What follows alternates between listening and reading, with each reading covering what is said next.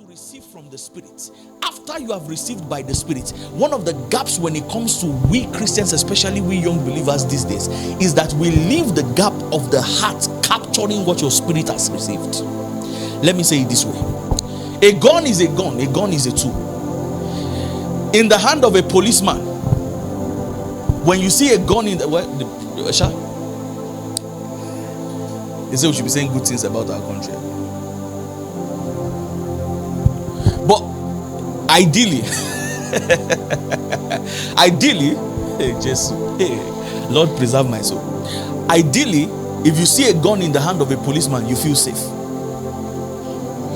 But if you see a gun in the hand of any other person that you are not sure if he is a policeman, I remember Lala used to say once just that, you know, when he's going for prayers in the night, you know, carrying his guitar with that guitar bag, you know that guitar bag can look like a sniper bag.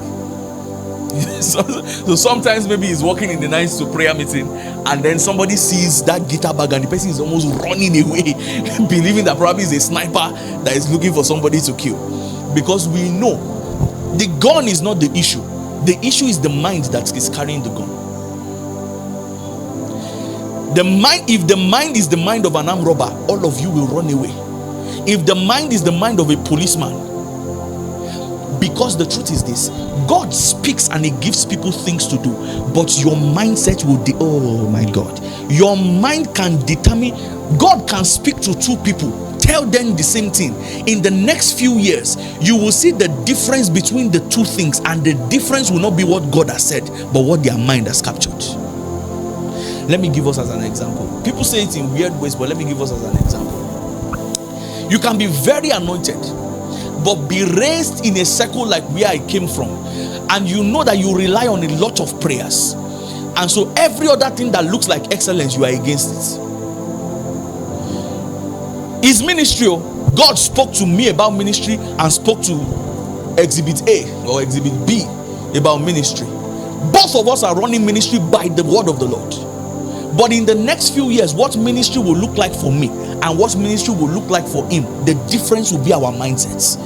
This is one thing where if we do not pray and if we do not pay attention to what I'm going to say today, God will give you a great business in your hand.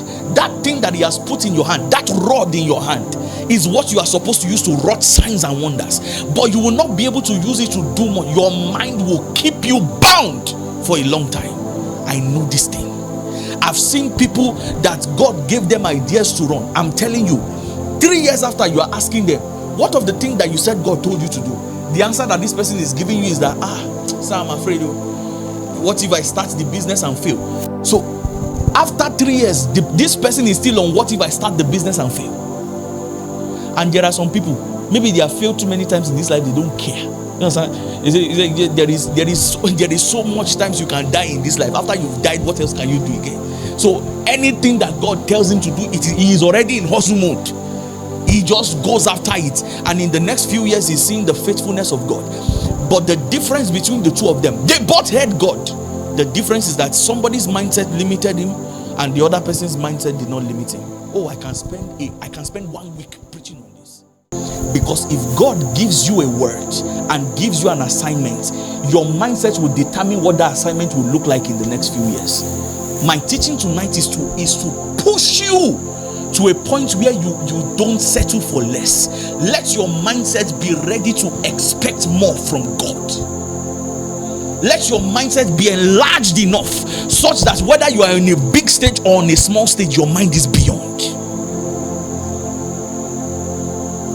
Because the truth is this, you don't need, I'll be talking about it.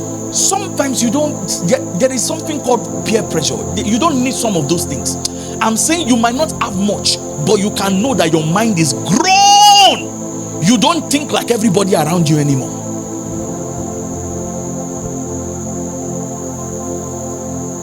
You write a song.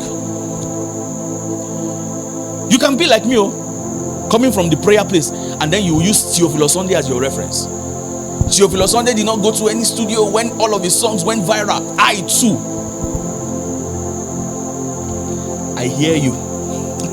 But the chances that I will listen to that song is low.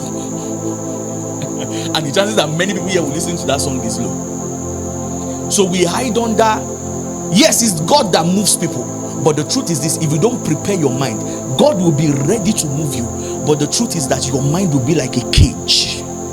You can't do much more than the little that you have seen. When they tell you, oh yes, you have started a business, why don't you create a design? Why don't you start pushing it online? You feel like, why do I? Why is this? This is not God telling you. This is just you fighting with culture. Culture. Like an Akure man. And I talk about this now. Hope you know that if you were born, have you ever met someone before?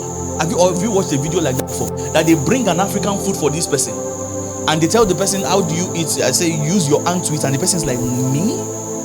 I saw a video like that. There are these two boys, Fuad and something, I don't know what their names are, that reacts to stuff, and he was talking to his friend. So he is the black American, so he came from Africa, he came from Nigeria. So he was telling his friend that there's a kind of food I want you to experience. This guy was a wise guy, and he was saying, you will use your hand to eat it. The guy was like, me? I'll put my hand inside my food and put it inside soup. My hand? Culture.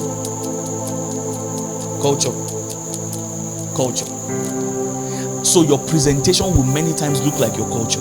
Your mindset many times looks like your culture. I want you to expand your mind so that God can take you to any stage in the world. Listen, it's not by faking it. Hope you get the point. It's not by faking it. It's about the fact that this is what I'm saying. Thank God for preaching in this place. But the truth is this: there is no stage that I cannot mount on. There is no stage that I cannot mount on. And it's not just in the shouting. There is the presentation. There is a way. There is a way you can study, prepare yourself for any stage in the world. There are messages that when you preach, only some kind of people will listen to you.